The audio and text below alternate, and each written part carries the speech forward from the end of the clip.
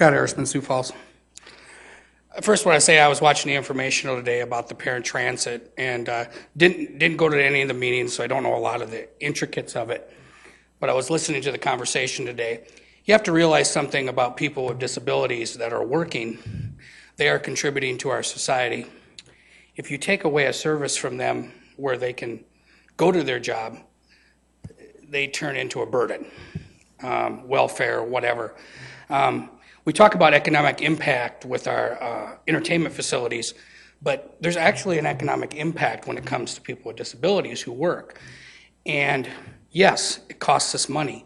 Yes, there's deficits, just like entertainment facilities.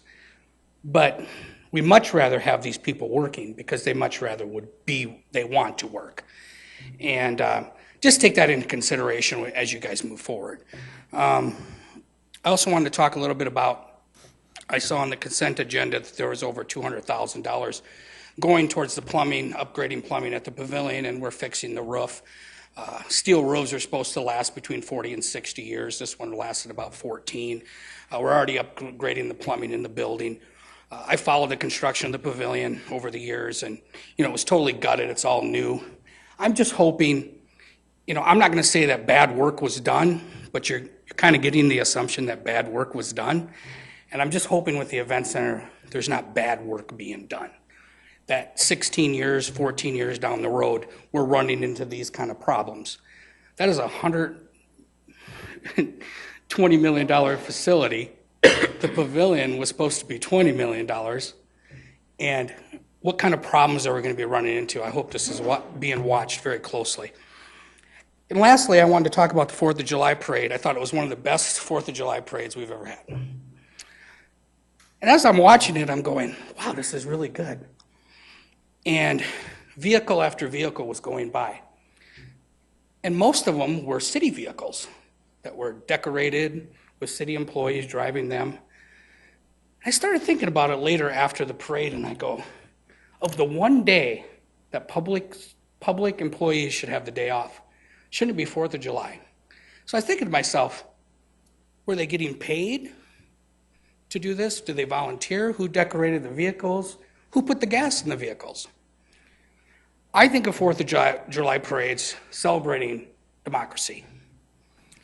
And I'm just curious, and I probably won't get an answer tonight, is how much money did it cost taxpayers to have that many public vehicles in the parade?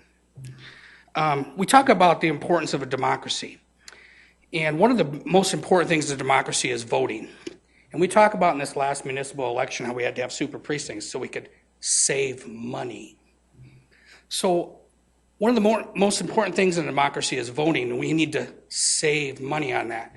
But entertaining the public in a parade, money is no object. I found it disappointing. And like I said, the biggest thing that bothered me, it wasn't the money. It was that these public employees had to work on 4th of July. Given maybe a couple hours, maybe they volunteered their time, but this would have been a great time for them to spend with their families, watching the parade and not participating in it. And, like I said, I don't know the answer to that question. That's why I ask it. But let's try to remember what a democracy is about and what is important in a democracy. It's about voting and having a say in what our government does, and not about ticker tape parades, entertainment facilities, bad plumbing, and stuff like that. Thank you. Welcome. Good evening, Mr. Mayor, City Councilmen and women. I'm Ken Tunison with the Military Order of the Purple Heart, and I would like to hand out a P38 for thank you for your service and a Purple Heart coin. So I'll just pass it on down, sir. Ken, if you can, what we'll do is one of the counselors will just grab that from you if you don't mind. It's a new policy that the council's implemented, and but again, thank you so much for all you've done and for recognizing their service and, of course, your service as well, Ken. It's great to have you here. Thank you so very, very much. You're very welcome, Mr. Mayor. Any other comments, sir? Well, please, welcome. Good evening. I'm Sharon Tunison, his wife. Sharon. I took part in the 4th of July parade. Was fantastic. I was so thrilled. I represented the Legion and the Auxiliary. I handed out over 1,100 toys, items, flags, stickers, whatever. And before the parade, I was talking to a couple of cement truck drivers. I asked them, are those brand new trucks? No, we washed them up. They're used every day. I said, geez, you guys go through a lot of work. And you know what their reply was? Not as much as our soldiers. This is our payback to them. So I'm sorry, but in your comments about having them work, I don't think they'd be there if they didn't want to be. They're there because they want to be. And their families are watching with great pride, as are the soldiers' families. Thank you, Mayor. It was a terrific day. I enjoyed it, and I will be back next year again. Thank you. Sharon, thank you for the comments, and Ken, always thank you for your stewardship and leadership as well. Thank you. Welcome. Good evening. My name is Gregory McKee. I'm originally from New York City. I'm also a Navy vet. I am a first-time dog owner of about 13 months. I've been walking my dog off-leash for a year now before I was told that it wasn't okay to do. My proposal to the council is to change that ordinance to one area, the 2.35-mile stretch north of the Maple Street Bridge, east of the river, west of the golf course, west of the airport fence line. I've never have a problem out there. I don't see why it can't be an off-leash area. If I pass another owner with a dog, we put our dogs on the leash, and then we pass, take them off the leash, and they run. So I think it's a cheap alternative to, I mean, it shouldn't cost very much to implement something like that. I walk the 4.7 miles round trip occasionally. Not many people are going to do that, so I don't see why that area can't be utilized as a dog off-leash area. Can we get that enacted today, tomorrow? Very good. Gregory, thank you, and welcome to our town, and thank you for your testimony. We appreciate that. If I may, Mr. Mayor? Yes. If I could get him to spell his last name, please? Gregory, would you mind spelling your last name, just for the record? I think it's M-C-K-I-E. M-C-K-I-E. Thank you. Thank you again. Great. Would anybody else want to engage the council? Welcome.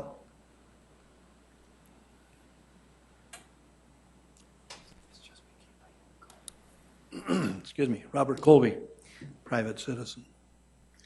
Last week you heard a presentation from President Oliver from Augustana talking about culture and cultural affairs in the community. And I'd like to make a pitch, if you would. I'm not representing any particular organization, although I have membership in several that are interested in this sort of a thing. In other words, when you had the cultural committee, I don't know that there was anybody who was there who was specifically representing the history aspect of our community. It's been always important. The South Dakota State Historical Society started about 1900. Their first publication was in 1902. The Minnehaha County Historical Society started in the 1920s when they filled in the left arm of the river. That's as you're going downstream. There used to be an island, and they filled in the left side, and I don't know whether it was a power grab or whatever, but they only the right side of the river is what flows today. Then they put the bridge across with the railroad. Now, the Historical Society, Minnehaha County Historical Society's first endeavor was to start planning for a pioneer monument, eventually up on top of the Cliff Avenue Hill. They started in about 1926. It was to be lit at the top, and it was to be similar to the Abby Gardner Sharp monument that's over in Spirit Lake. Well, in 1928 or 9, they were getting ready to do it. Then all of a sudden, economy hit the skids. The Depression and World War II put it off, and it wasn't dedicated until 1949. The next project was to keep the old courthouse that was the county courthouse. It is one of the icons now of our community. the county vacated it, vacated that structure in 1961, and Carl Heinzen, a person of very interesting history and background that you can ask me about sometime. Anyhow, the Minnehaha County Historical Society was one that pushed for the saving of it. Amongst those present to do that sort of thing were Tom Killian, Bill Webster, Hazel O'Connor, Gary Olson, and myself. We're the only two living, Gary and myself. Mike Shermer thought that that would make a damn fine parking lot. The County Historical Society wanted to be a partner with the museum, you know, an unofficial, non-governmental partner, but the museum director at that point in time decided they wanted more of an in-house group, and so they started the Museum Associates. And we are one of the few museums in the country where the Historical Society is not a partner at the table. In the late 1980s, the county wanted to tear down the old jail. Well, we eventually saved the front end of that and took off the jail cells, and that is an addition to the community. The Minnehaha County Commission wanted to and did tear down the old Dakota Iron Building. That was right next to the Coliseum. They did that. They thought it would come down easily, and it took them about a week to beat the damn thing to death. And about 2 years later, Jack Rentschler, said, "I think we made a mistake on that one." I had the opportunity to serve with Mike Shermer. He was a gentleman. But we would argue about things like preservation. For him, anything that was new was good and anything that was old was not worth keeping. How many of you knew that he was a circus bareback rider? That's what he did. He came from Wisconsin, and I grew up in Baraboo. He pushed for urban renewal in the 1970s. And most of the late 1880s and up to 1910 structures in downtown Sioux Falls were taken down. And what did we get? We got the mall. And it took us, 25 to 30 years to recover from that. Well, we've learned some lessons, I hope. Minnehaha County bought the Coliseum, and it was my dollar. And they voted 4-1 to tear it down. The County Historical Society rose up and said, no, and it's a fine structure to add to our community now. We need to do more about repurposing some of our older structures. No, we can't save everything, I realize, but we need to take consideration and make it a conscious decision rather than just haphazardly tearing down our history.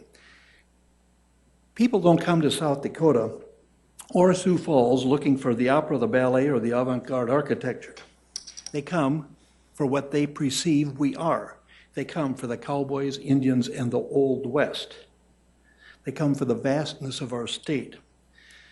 We think we're urban, and really, we're rather rural.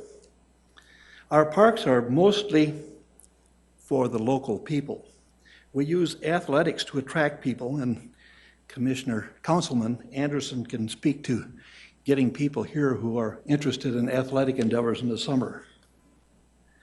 But look at our parks, the Arboretum in the east side of the community. That has and is there because of history. McKinnon Park, that has and is there because of history. Sherman Park is there because of history. Falls Park is the reason we are here. This structure that we are in is here. It is an historic structure in the community, and it's an asset. The Siouxland Heritage Museum, the old county courthouse, that is here because of the history. Commissioner Colby, could you, we're at 6 minutes right now. Usually it's 5 minutes. Is there a summary that you could give to the council, please? Include the arts, include the history, build new, preserve the old, and take care of the current. But please give history a piece of the action, so to speak, because if you don't, you're going to have a lot of troubles along the way because people will rise up and say, no, we don't want you tearing down this structure, that structure, or the other. So, with that in mind, if you have any questions, I would be more than happy to try to answer such. Commissioner Colby, thank you very much. Appreciate it. Folks, anybody else want to engage the council tonight?